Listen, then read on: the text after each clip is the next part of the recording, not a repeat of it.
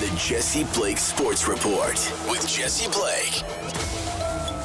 The New York Rangers today decided to be agents of chaos and give nobody a chance to breathe on this entire Friday as they traded their captain and then signed their star goaltender to the largest goaltender contract in the history of the National Hockey League. It all began on Friday morning when we got reports that Jacob Trouba would be placed on waivers at the 2 p.m. waiver deadline. And this was all because a trade was imminent. And if Jacob Trouba did not accept a trade to somewhere, he would be placed on waivers. And we learned through further reporting throughout the day that he was presented with the options last night, Thursday night, that, hey, if you don't accept a trade somewhere, we're going to place you on waivers. So we get closer to the 2 p.m. deadline. We learn that he's not actually going to be placed on waivers because a trade is imminent and you can't trade somebody who's on waivers currently. So they hold back the waiver ID and they say a trade is coming. And then as soon as the Steve Dangle podcast goes up, we get the trade. And that is Jacob Trouba, captain of the New York Rangers, to the Anaheim Ducks in exchange for a 4th-round pick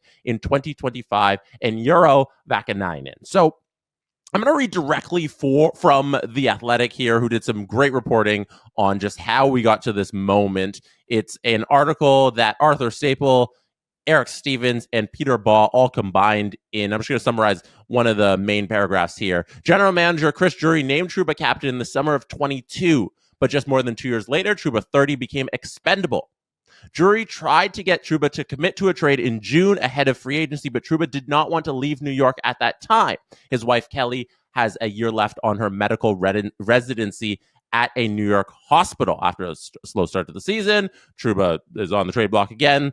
Trouba was reluctant to waive his no-trade clause for one of a handful of potential deals Drury had working as of Thursday night, and the team was set to place Trouba on waivers Friday if he did not agree to a deal. He decided to waive to go to Anaheim, where former teammates Ryan Strome and Frank Vatrano play. Trouba signed through next season, the year after, and then Vakanainen, who you might not be familiar for, has appeared in only 5 games with the Ducks this season and none since November 13th. He's been sidelined due to an apparent upper body injury. The 25-year-old left-shot defenseman was put on injured reserve by the Ducks Wednesday so that Cam Fowler could be activated. The part I want to go back to is Trouba being presented with the trade this past summer. And that's because Jacob Trouba is the perfect trade candidate for the New York Rangers for the security of a long-term competitive team. Unfortunately, with Jacob Trouba, he became a third pairing defenseman. I was going to call him the 6th defenseman on the team, but the third pair on this team. This is where he played mainly this past season, the start of the season for the Rangers. And at that point, you can't be paying $8 million to your 5th or 6th most important defenseman on this team. It's not a luxury that the Rangers can afford when they have to pay people like Igor Shesterkin, who they paid today. And not only that, they have Lafreniere's extension kicking in next season, who they signed earlier. They still have to figure out Will Cooley's contract. They still have to figure out Adam Enstrom's contract. They have Cabo Caco as well. They have so many questions with the young players who are more important to the future success of the New York Rangers that this $8 million anchor on the back end needed to be moved. Like, it's on the surface, human to human, it's tough. He's your captain. He wants to be in New York for his family.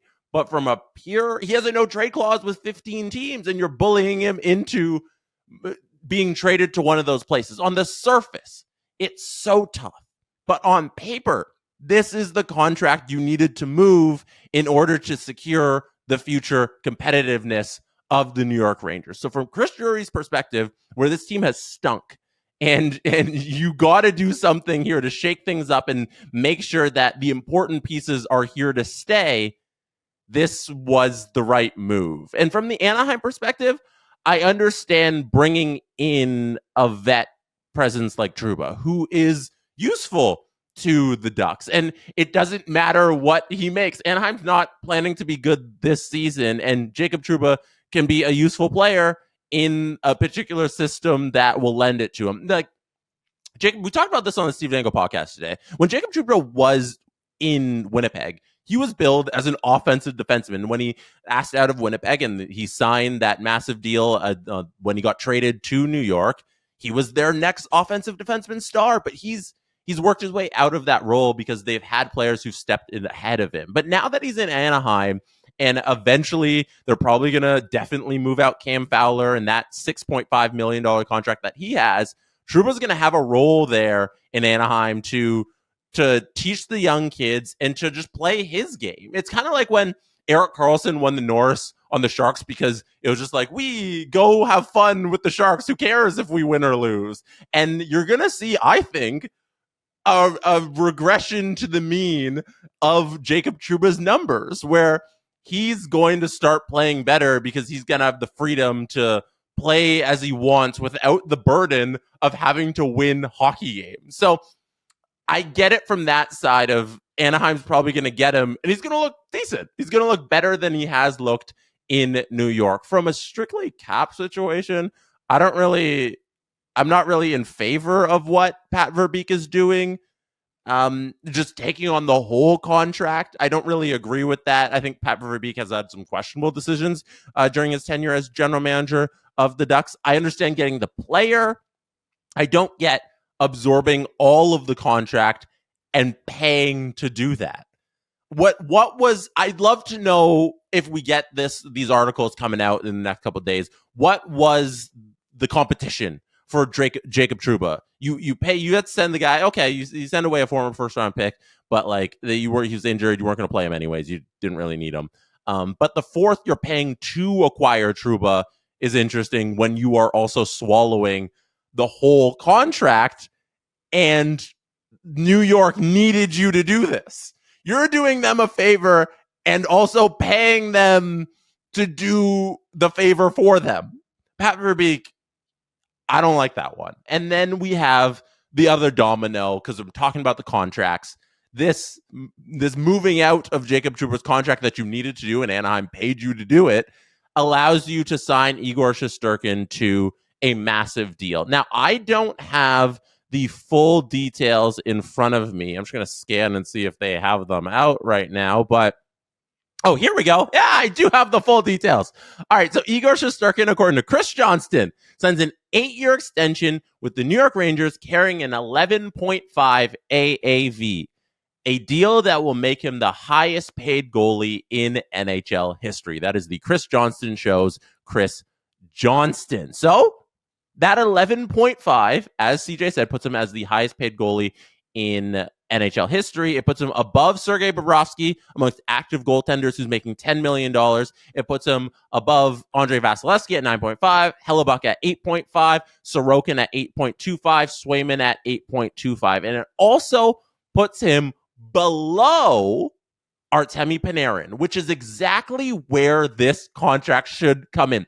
Artemi Panarin, I'm wearing his jersey right now, is, I think, you can argue between Panarin and Shesterkin about who's the most important piece on the Rangers, but to me, it slightly leans Panarin just because of the higher consistency rate he's had in New York. But at 11.642 that Panarin makes for this season and next season, he set the bar. Panarin has set the bar, according to Drury and according to this contract. Like, that is our top. And Shesterkin, you're great, but you're not going to make more than Artemi Panarin right now. So that 11.5 that he gets, I think, is solid. It's what he should make. It's what the top goaltender in the league should make, because the salary cap is only going up. It looks a little rich right now, but as the cap goes up and up and up throughout the years, that deal is only going to get better. And I look at Sergei Bobrovsky's $10 million salary that he's been making for the last forever.